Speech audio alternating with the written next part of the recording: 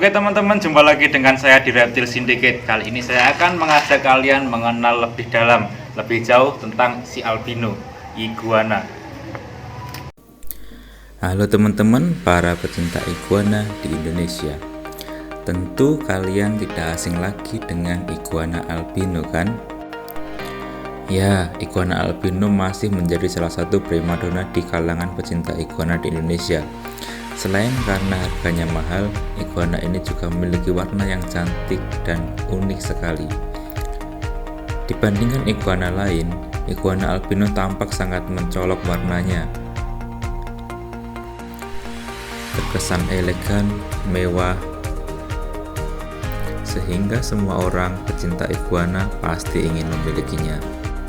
Nah, di sini Reptile Syndicate akan membahas tentang iguana albino. Albino merupakan kondisi genetik yang disebut juga dengan akromia, akromasia, atau akromatosis. Hal ini ditandai dengan adanya defisit kekurangan produksi melanin akibat tidak adanya pigmen pada sebagian atau seluruh bagian tubuh, yaitu pada kulit, rambut, dan mata. Albinisme dapat terjadi bukan hanya pada manusia, semua ras, tapi juga hewan mamalia, burung, ikan, reptil, dan amfibi. Melanin merupakan pigmen yang memberi warna pada mata, kulit, dan rambut. Bukan hanya memberi warna, melanin juga berfungsi untuk melindungi tubuh dari sinar ultraviolet yang bisa merusak sel-sel dalam tubuh. Hewan yang terlahir sebagai albino tergolong langka.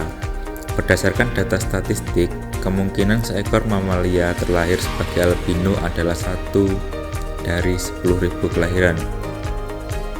Sementara itu, pada burung, kasus albino lebih sering terjadi, yaitu 1.764 kelahiran. Nah, untuk reptil sendiri, belum ada statistiknya teman-teman. Sebelum kita lanjut ke video, jangan lupa tekan tombol subscribe. Terima kasih. Nah, albino merupakan kelainan genetik atau sering disebut MOB kalau di hewan ya pada iguana. Albino merupakan kelainan genetik yang kehilangan warna melanin atau pigmen melanin ya. Melanin merupakan pigmen warna hitam dan coklat pada iguana. Sehingga ketika kalian melihat iguana albino, maka iguananya akan cerah dengan hanya satu warna seperti ini, kuning dan dominan putih. Sehingga kalau kita bandingkan dengan iguana biasa yang ketika stres dia bisa menghitam, maka albino meskipun stres dia tidak akan bisa menghitam. Untuk persilangan kawin albino sendiri saya sudah menjelaskan di video dengan yang dead blue bahwa albino ini genetik resesif teman-teman. Jadi ketika dikawinkan dengan green maka tidak akan keluar albino. Nah, keluarnya adalah green head albino, yaitu green yang mempunyai darah albino. Albino merupakan gen resesif. Nah, apa teman-teman tahu apa itu gen resesif?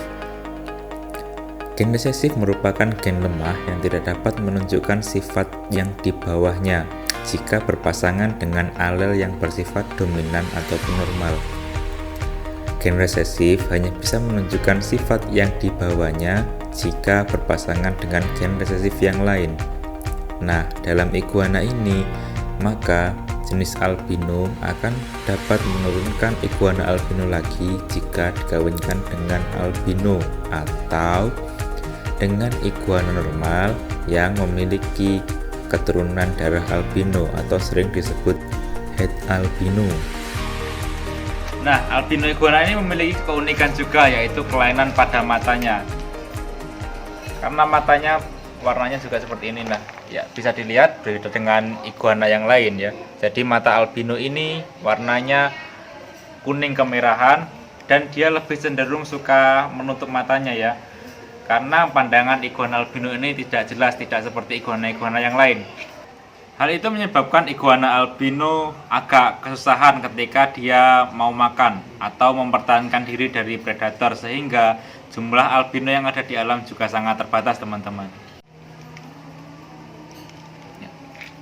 Nah, perlu kalian ketahui juga, albino karena memiliki kekurangan atau kelainan pigmen seperti ini, maka perlu diperhatikan bahwa iguana albino ini tidak boleh terkena paparan lampu terlalu lama atau penjemuran yang terlalu lama, karena itu bisa semakin merusak matanya teman-teman. Jadi ketika iguana terkena sinar secara langsung terlalu lama, maka tidak baik untuk penglihatan.